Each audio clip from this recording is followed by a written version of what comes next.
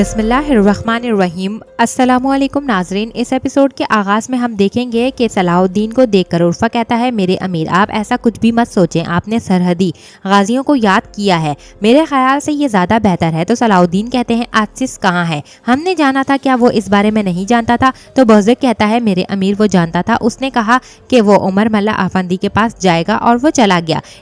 इतने में ऐसे वहाँ पर आता है और कहता है, गज़ा मेरे अमीर, गज़ा हमारे परदादा सैयद हाशिम की कब्र पर हमला हुआ है। ये सुनकर सलाहुद्दीन हैरतज़दा रह जाते हैं। दूसरी तरफ कारा तेगन मशरूब पीते हुए कहता है कि मैं जब मौसल से मिस्र की तरफ रवाना हुआ तो मुझे लगा जैसे मैं अपने कबीले से बहुत दूर चला गया हूँ। तो हालात कैसे हैं कबीले में? इस पर सिपाही कहता है, आप चले गए थे तो हर चीज़ का मज़ा ख़त्म हो गया था हुजूर। इसी दौरान एक सिपाही आकर बताता है कि सुल्तान नूरुद्दीन और अमीर सलाहुद्दीन का हुक्म है, हमें फौरी तौर से गज़ा के लिए रवाना होना होगा। इस पर कारा तेगन कहता है, क्यों? क्या वो लोग नहीं जानते मैं अभी अपने कबीले आया हूँ? वो दोबारा क्या चाहते हैं मुझसे? तो सिपाही कहता है, गज़ा में मुसलमानों पर हमला हुआ है जहाँ पर सैयद हाशिम दादा की कब्र है। इस पर कारा तेगन परेशान होते हुए कहता है, परदादा की कब्र? चलो फौरन चलते हैं। ये कहकर वो वहां से निकल जाता है।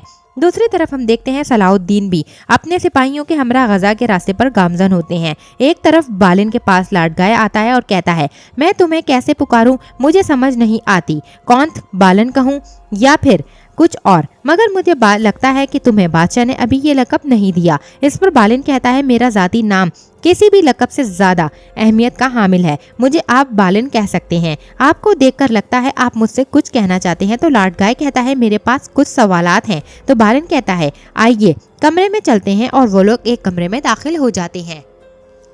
दूसरी जानिब एमलेरैक अपने बेटे की जंगी मश्क देखकर काफ़ी खुश हो रहा था कि इसी लम्हे विलियम आता है और कहता है, गजा के जिस गांव में सैयद हाशिम की कब्र है वहां पर हमला हुआ है, सारे लोगों को वहां पर मार डाला है। ये सुनकर एमलेरैक उठ खड़ा होता है और गुस्से में कहता है, ऐसा कौन कर रहा है? जब मैं अमन कायम करने की कोशिश कर रहा हूँ तो इसको ख़राब करने की किसकी हिम्मत हुई है? विलियम।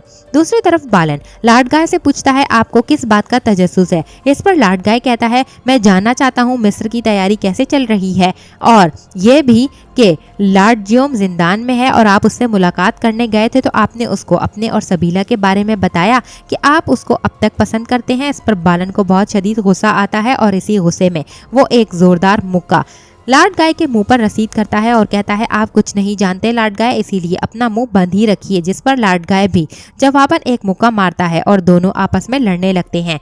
इसी दौरान लाडगाय कहता है, मैं सब कुछ जानता हूँ, तुम जल्द समझ जाओगे, ये भी कि तुम्हें किस तरह से मैं तुम्हें बताता हूँ कि तुम्हारी औकात क्या है। इतने में विलियम वहाँ पर आता है और कहता है, अगर आप लोगों की लड़ाई खत्म हो गई हो तो बादशाह एमलेरैक आप लोगों के मुंतजिर हैं। ये सुनकर वो दोनों एक दूसरे को छोड़ देते हैं और फिर विलियम के साथ वहाँ से चल देते हैं।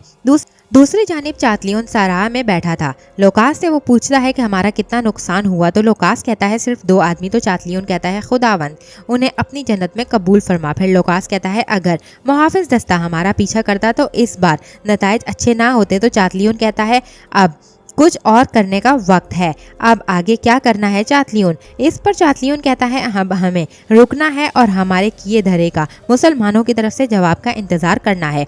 गजा और अपने लोगों का खून उन्हें गुस्सा दिलाने के लिए काफ़ी है। दूसरी तरफ सलाहुद्दीन भी अपने सिपाहियों के साथ गजा की तरफ जा रहे थे।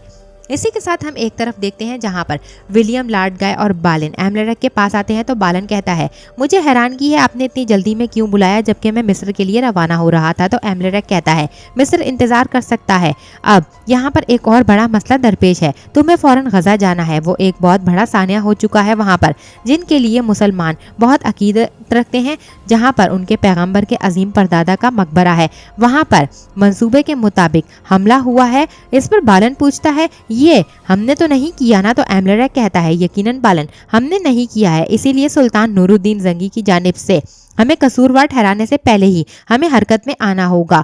वक्त कम है, अब तुम सलाहुद्दीन के पास जाओ और अपनी दोस्ती के सम्राट हासिल करो। सलाहुद्दीन को राजी करो कि हमने ये सब नहीं किया क्योंकि सुल्तान ने उसे गजा भेजा है, तुम भी उसके पीछे जाओ और इस सब के कसूरवार को तलाश करो बासूरते दिगर। ये सुनकर बालन फौरन से कहता है कि जंगियों से जंग नागुजीर हो जाएगी। तो एमलेरेक कहता है और मैं अभी जंग बिल्कुल भी नहीं चाहता बालिन।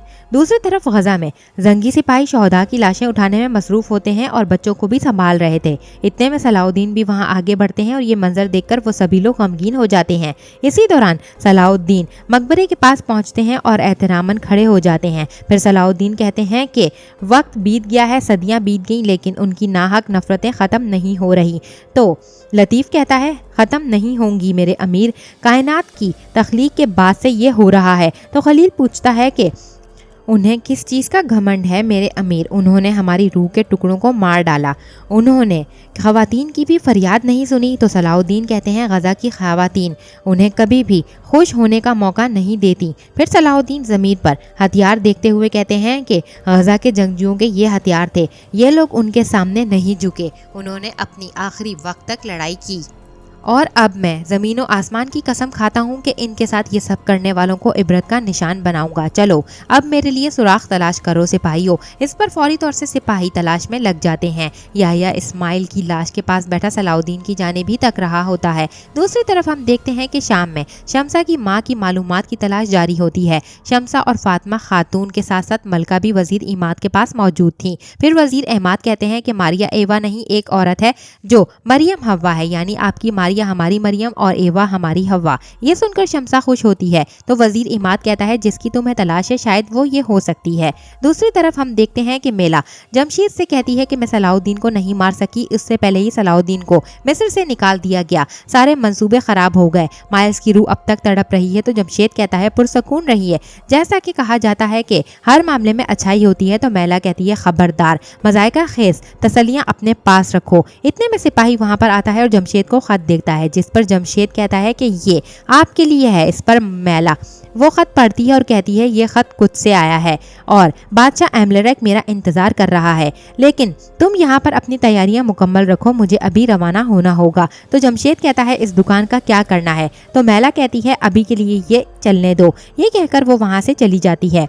दूसरी तरफ हम देखते हैं कि शाम में शमसा वजीर इमाद से कहती है कि मुझे हैरानगी है, उन्हें अपनी ईसाई होना छुपाना पड़ा। तो इमाद कहता है जंगी सरजमीन पर कभी भी किसी को अपना दीन छुपाने की ज़रूरत नहीं पड़ी, ना ही किसी को ऐसा करने के लिए हमने मजबूर किया, ना किसी यहूदी को और ना ही किसी ईसाई को। इस पर शमसा कहती है मेरी माँ की कोई रिहाइशगाह तो दर्ज होगी, आप देखें। तो वजीर इमाद कहते हैं हाँ, इसमें लिखा है उसने 2 साल काम किया, लेकिन इसके नाम के आगे एक तहरीर भी दर्ज है। इस वक्त वो बच्चों के अगवा के मामलात में शक के बिना पर वतन से जला वतन कर दी गई थी। इसकी रिहाइशगाह की मालूमात भी यहाँ पर दर्ज है। इससे पहले कि वजीर इमाद कुछ और मजीद कहते, एक सिपाही वहाँ पर आकर कहता है कि सलेबियों ने गजा पर हमला कर दिया है। ये सुनकर वहाँ पर मौजूद सभी लोग परेशान हो जाते हैं और वजीर इमाद पूछता है कि क्या सभी लोग महल में हैं। तो सिपाही कहता है अमीर सलाउद्दीन अपने सिपाहियों के हमरा गजा के लिए रवाना हुए हैं। ये सुनकर इमाद फौरी तौर से वहाँ से चले जाते हैं और शमसा अपनी वालदा के बारे में जानने से रह जाती है।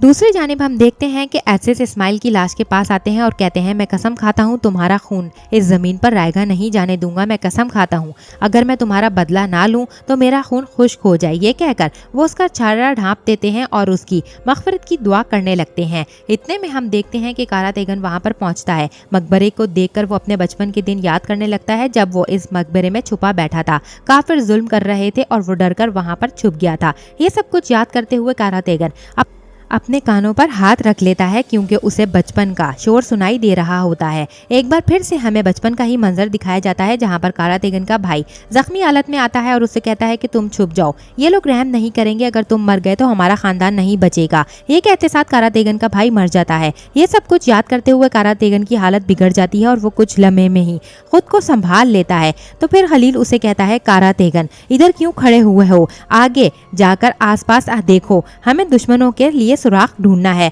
ये सुनकर कारा तेगन मकबरे के अंदर जाने लगता है और फिर से उसे बचपन की याद ताज़ा हो जाती है जब वो अपने भाई की लाश को मकबरे में खींच रहा था और उसने दरवाज़ा बंद कर दिया था। यहाँ पर बाहर कमानदार चिल्ला रहा था कि मैं उन दोनों भाइयों को तलब करता हूँ, उन्हें जिंदा तलाश कर मेरे पास लाओ। और फिर सभी जुल्म करने वाले वहां से चले जाते हैं। फिर कुछ देर के बाद कारा तेगन जो कि छोटा था वो मकबरे से बाहर आता है और एक घुड़सवार उसे उठाकर वहां से चला जाता है। ये सब कुछ सोचते हुए कारा तेगन एकदम से लड़खड़ाते हुए गिरने लगता है तो उसे सिपाही आकर संभालते हैं और पूछते हैं, हुजूर क्या आप ठीक हैं? मगर कारा तेगन उनकी बात का कोई जवाब नहीं देखता और मकबरे को ही तक रहा होता है। इसी के साथ यहाँ पर इस एपिसोड का अख्ताम होता है। नेक्स्ट एपिसोड के लिए चैनल को सब्सक्राइब करके बेल आइकन को जरूर से प्रेस करें। Thanks for watching and keep supporting us.